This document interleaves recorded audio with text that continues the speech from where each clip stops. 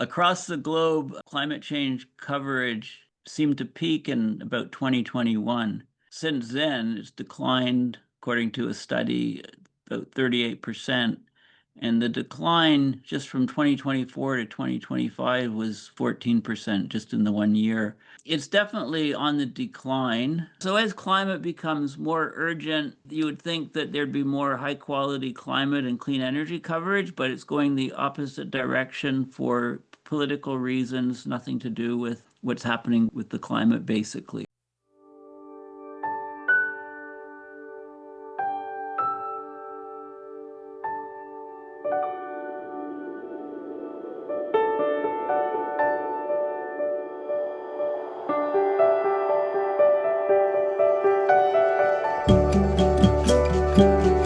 Hello, and welcome to another edition of the Climate Emergency Forum. I've been looking around lately, and I think a lot of people have, sort of scratching our heads or my head saying, what is going on with climate action? It seems like it's in retreat everywhere. And that's the focus of today's program. Is, in fact, climate action becoming less intense, less aggressive as the climate crisis accelerates? And if it is, that seems to be something that could, sort of raise a question or two about the sanity of the human race. But that's what we'll be talking about today. I'm Herb Simmons. I'm the author of A Climate Vocabulary of the Future, and I will be your host. We hope that you will like and subscribe to the channel and that you will go to our website, climateemergencyforum.org. Take a look, donate if you're able to, leave us your questions and your comments. We have with us, as always, our two regular panelists, Paul Beckwith and Peter Carter. Paul, am I hallucinating, or in fact, is climate action sort of collapsing, or at least weakening here and maybe other places on the planet? Well, you're not hallucinating, unfortunately. I wish you were.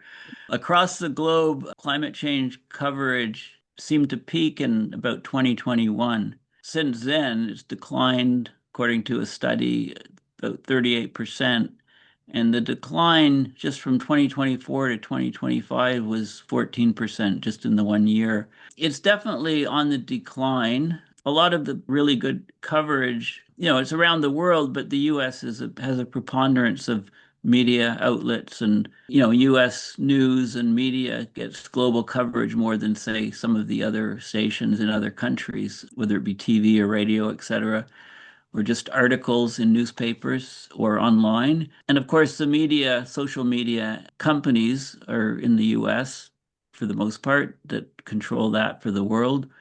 So it's definitely on the decline. Many companies with their sustainability plans, they're basically trying to stay out of the limelight because they might be targeted by the guy at the top. That can lead to large negative financial implications for their companies and so on. Just to give you a couple of examples, Bill Gates, he wrote a book, How to Avoid a Climate Disaster, in 2021. Just recently, he kind of changed his tune at the end of October of last year. He said, we should really, weigh climate change with poverty and things like that, put more money in some of these other things. He argues that too many resources are focused on emissions reductions and the environment.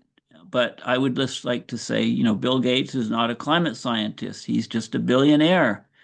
And he doesn't want to raise the ire of the US government, particularly. So you can see where that's coming from. So basically, there's been, in direct terms, there's many companies and organizations that are basically undergoing appeasement to Trump at the moment. They're saying less and less about climate. Billionaires that own news organizations, major news organizations. So the climate reporting from Washington Post, New York Times, Associated Press have generally been excellent. I would add The Guardian and a number of others, but of course Washington Post was in the news. Jeff Bezos, Washington Post, February 4th, they gutted their climate team. So back in 2021, there are about 1,000 people. About 300 people lost their jobs a couple of weeks ago at Washington Post. They had 19 people covering climate stories. 14 of those people lost their jobs a couple of weeks ago, so they're down to five. So in general, Bezos cut 30% of the reporters at Washington Post. For the climate reporters, he cut 70% plus. So as climate becomes more urgent, you would think that there'd be more high quality climate and clean energy coverage, but it's going the opposite direction for political reasons, nothing to do with what's happening with the climate, basically. So legacy media is pulling back from reporting. Part of it, too, is the framing of the media. You know, we talked about this in a previous video that if we call things a climate emergency, and then life continues maybe a bit more expensively, maybe somebody's directly affected, but you can't maintain a state of emergency indefinitely. It's got a limited shelf life. Humans have a flight and fight response. You see a bear in the woods, your adrenaline goes up, but you can't maintain that state of emergency. There's a bit of that happening too by us calling, not us, but by the people calling it a climate emergency, right? How long is it an emergency before people say, well, maybe it's not quite such a large emergency as we previously thought. So it's part of human behavior and human nature that's affecting these things as well. Thanks, Paul. When I was writing my book and I coined the term media omerta or media code of silence, and at least as of a couple of years ago when I did the research in the United States, at least, the number of hours that major TV networks covered climate was like in the single digits for a whole year, not for a day or a month or a week. I mean, it was shocking. And one of the media outlets that covered climate the most was Fox News, and they were covering it to deny it that it was happening. So it is this kind of hall of mirrors we're living in.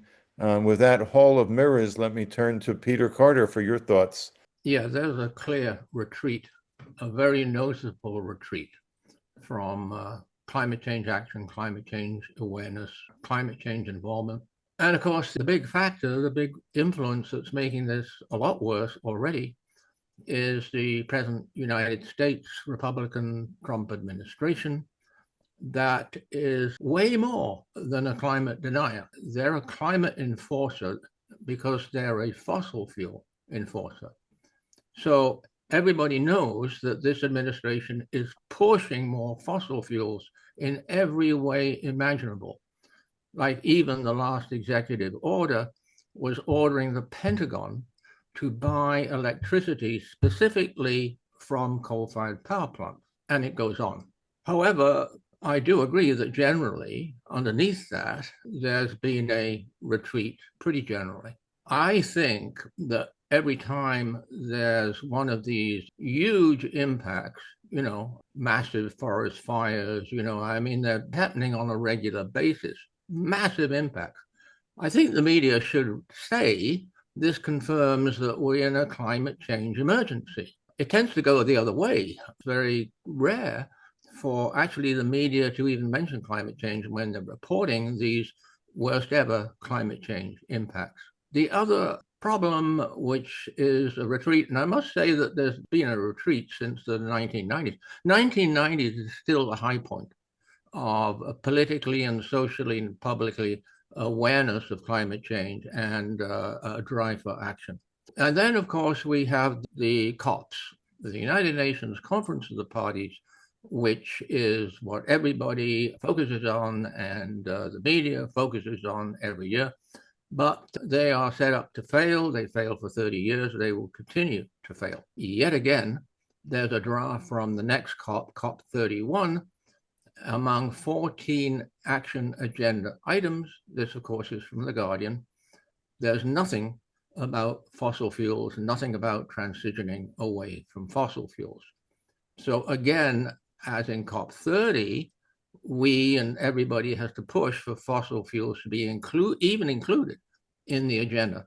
So that's a continuous backtrack. I think that the backtracking is actually due to the climate change denial, which originates from the fossil fuel corporations. I think that they have been using a sort of psychological warfare for decades directed at the public, using their top PR people and psychologists. So I've got to suspect that that's a factor which is making things worse. Net zero, there's a retreat from net zero, although net zero was a retreat in itself because it didn't specify that fossil fuel emissions have to stop in order to reach net zero. So, but yeah, so all of the corporations, the banks, and everybody, these associations who jumped on the bandwagon of net zero, in a sense, they've now bailed out.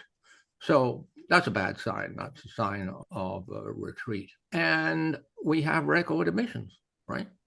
So we have every motivation you could possibly imagine. Greenhouse gas emissions are accelerating. CO2 emissions have been accelerated, all along, basically. Atmospheric greenhouse gas concentration, that's accelerating. And global warming is accelerating and it's increasing. The rate of global warming is now 6 times as fast as it was a few decades ago in mid-century. 6 times as fast. And also, the excellent resource that we now have from Forster's team in Leeds, they give a complete, thorough scientific update now every year of the state of the climate. Bill Ripple and colleagues, they've been doing one as well, which is very good. And yet again, the last update on indicators said that global warming is at an unprecedented rate. Thanks for that grim report, Peter, but very accurate and passionate. Just to add a couple of quick points, it's not just Bill Gates. It's a story the last day or two. Tony Blair, his institute in England, is calling for more oil drilling on the North Sea. Believe it or not, a climate champion of years ago. Who would ever think of that? The Net Zero Banking Alliance has sort of fallen apart with the major banks around the world retreating from it, getting rid of it, and on and on. But let me ask Peter and Paul. So you've sort of, to some degree, maybe to a large degree, put some of the onus on this on the president of my country in the United States. I won't mention his name, but I think most people have heard of him. But let me make the case and have you push back if you'd like that maybe some of it is because we've reached the point after 20 years where it's a lot harder to cut emissions. We've cut the low-hanging fruit, and now you're going into the bone, to mix my metaphors inappropriately, perhaps. And it's more painful, it's more costly. People may lose their jobs, inconvenience. People won't be able to drive. They have to take the bus, whatever it may be. How much of it do you think is related to the fact that just that it's getting more difficult because it is more difficult? Yeah, I think that part of that is going on, but I think Peter's point that we're calling this video retreat from climate action. We're seeing retreat from climate media reporting and action, but we're, as Peter pointed out, which is a key point, we're seeing an advance of fossil fuel interests. They have tremendous amounts of money so that they can push their agenda quickly through just, with money. I mean, money greases the wheel. And money contracts being withheld from companies that step above the parapet and talk about their objectives to try to cut carbon. I mean, it's not that like in the zeitgeist right now. The zeitgeist is if you're doing this stuff, you're more likely to take the route of what may be called green hushing, right? Is a term where they may still have objectives to cut long-term fossil fuel use from corporations or whatever, but they're not making reports and plans and not, they're trying to keep their head sort of ducked down, and they might still be doing it, but they're not really talking. And many of these companies were accused of greenwashing in the past, saying that they have, they're taking good steps to reduce emissions of employees and of their products and stuff, but they were actually doing the opposite. So there was a lot of trust lost with them, and now they'd rather just not say anything, which is the green hushing idea. But I mean, clearly, the fossil fuel industry is as powerful as ever. Emissions are still increasing.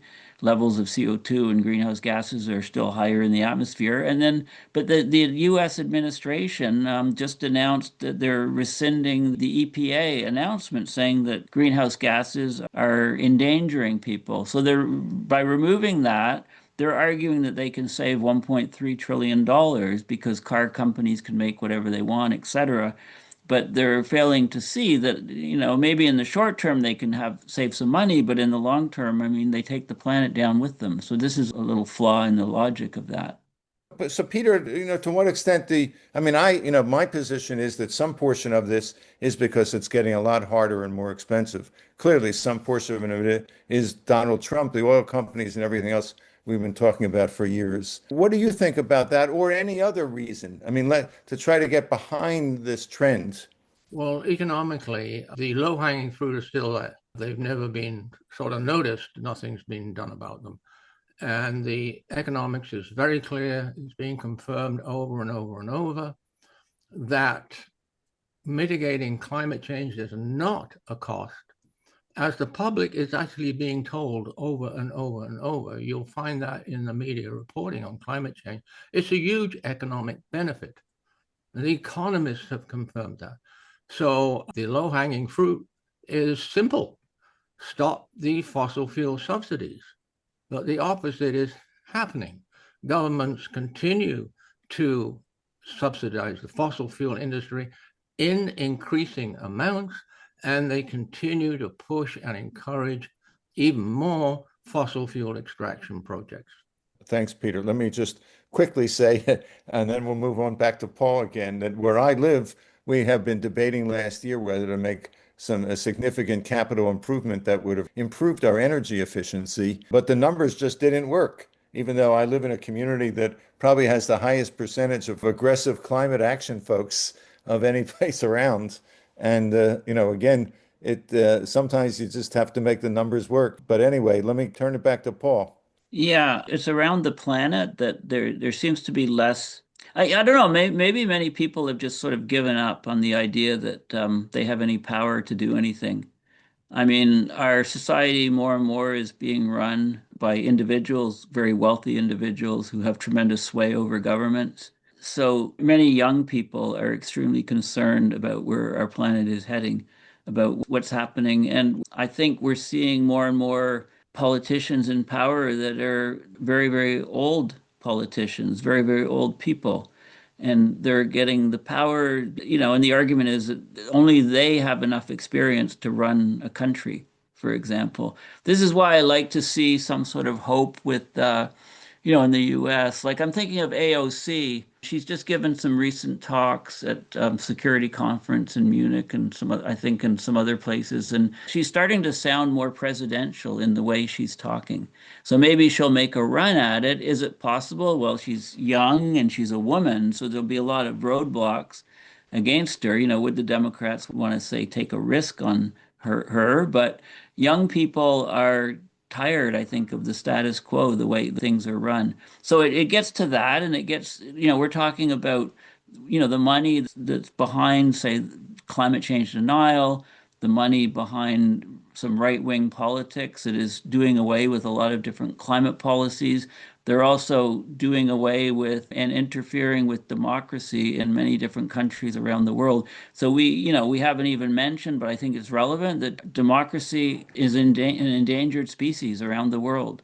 We're seeing more and more authoritarianism and so on. And generally, the authoritarianism is for supporting the large companies that are funding their authoritarianism, which is fossil fuels. And social media allows countries around the world to be swayed by the companies and people that run the social media companies, which are the billionaires in the US. So, you can see a whole sort of system changing, and it's not for the better at the moment. So what are we going to do about it? That's a big question. Well, after Peter speaks, I'll ask you to answer that, Paul, what we're going to do. No, We've no, got, that's a question for you to answer, oh, Herb. okay. Now, come on now. Don't point the finger at me. Hey, Peter, what are your thoughts, having listened to Paul and having, I know, given this issue a lot of thought yourself? Well, I think Paul spoke extremely well and covered a lot of ground and the most important ground on what's happening with regards to the complacency on global warming climate change. Now, we've had complacency, and the media has reported complacency for probably the past 15 years. That's not even mentioned now, I guess. I do agree that the democracy, I really agree with what Paul said about that. Obviously, the United States government is no longer a democracy. It's an authoritarian regime. That's saying it at its best. And it is influencing other countries. And we have this so-called populist right wing in a lot of countries threatening the prevailing government and threatening the democracy. So that very much is undermining any political thoughts, even, or certainly political action on mitigating the climate emergency and slashing emissions right away.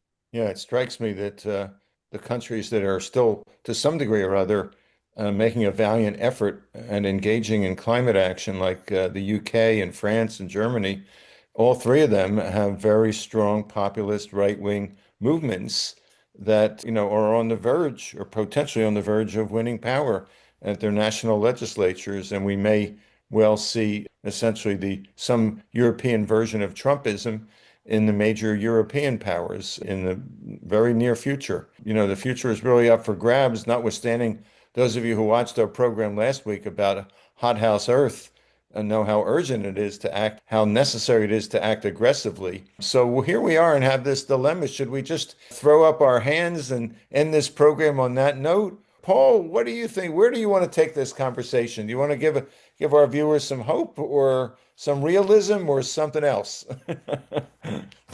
Well, you can do two things. You can stop cheering for the human team and you can start cheering for the climate team, the climate to take us out, and rebuild and restart, right? I mean, that could be a sort, you could just say humanity's finished. And if you accept that, it makes your life a lot happier and easier, right? Because you're not worried about this sort of thing. And there's many unforeseen risks that might come and really hamper society's ability. And I'm thinking of the satellites in low Earth orbit all come tumbling out of the sky, and we can no longer launch any rockets into space. I did a video on that recently. But I think that solar radiation management is the only option, and it's the only option. We need to cool our planet. We've done so much else, we've affected everything else. We need to figure out how to do it properly, cool the planet, and while we do slash fossil fuel usage and emissions and take the China model of just going everything gung ho into clean energy. We're going to cross tipping points, I believe, without doing deployment of solar radiation management techniques. That's my view.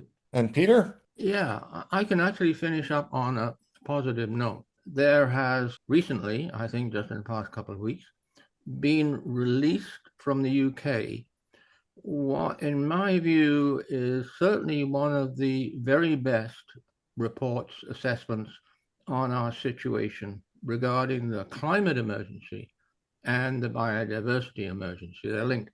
A surprising source because they come from the UK Intelligence Committee, which the media says is MI5 and MI6. So the governments are making everything worse and not telling the truth. And we have the spies telling the truth in no uncertain terms. So I think it's called the UK Biodiversity Security Assessment. And it's actually all about ecosystems. And it's really, really, really good. So we need reports like this, and we need all of us to use the very best of reports and to use the very best assessments and put them out there. Yes, and there's no shortage of the reports and no shortage of the assessments. It's getting the word out and acting on them. And that still remains to be our preeminent challenge. Yes, we've got lots of reports, lots of studies. They're important to read, to follow. And would you like to wrap up, Paul? What are your thoughts for our viewers today? I think that there's an old saying that it's always darkest just before the dawn. So, things appear pretty dark right now. Things can turn around very quickly.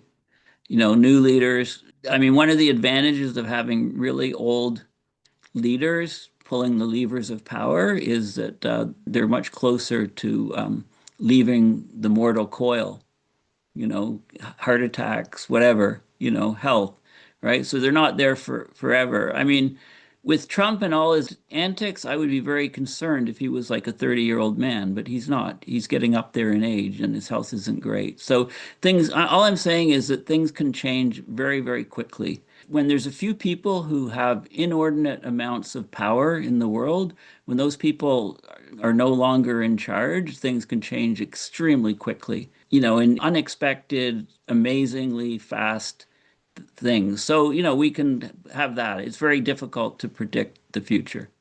Okay. The question would be how many tipping points will have tipped, but before we get this new leadership, and maybe that's the question of the next century or so. As always, thanks to Peter and Paul for as a provocative conversation about what I call the sort of great climate retreat. And with that, as always, we thank you very much, and we look forward to seeing you next week. Bye.